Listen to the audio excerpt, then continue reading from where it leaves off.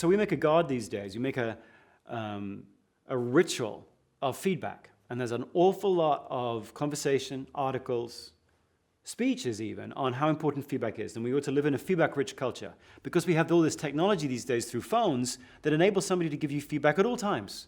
Finish this meeting, feedback. Finish this interview, feedback, feedback, feedback, feedback, coming from everywhere. Like a torrent of feedback, a hailstorm of feedback.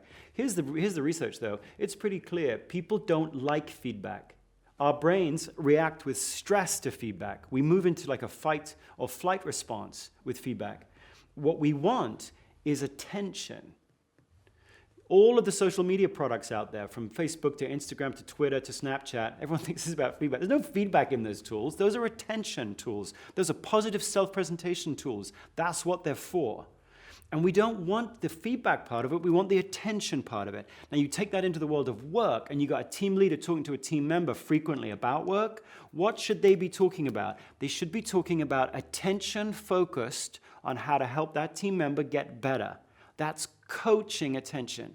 And the difference between feedback and coaching attention is basically which side of the fence are you on. Feedback, if you're not really careful, turns into like a grenade that you throw over the fence. The person's in pieces, but the manager walks off going, I gave them my feedback, did my job, my feedback was given.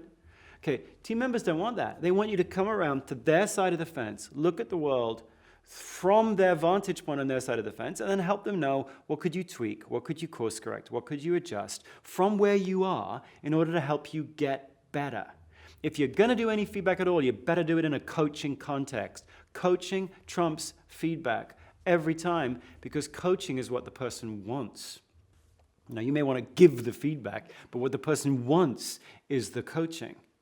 And so that, as we look out in the world and the messages that we're getting, that's the big distinction that you need to remember. Feedback is only ever useful if delivered in a coaching context. Don't tell me where I stand. Help me get better. That's what your people are asking for.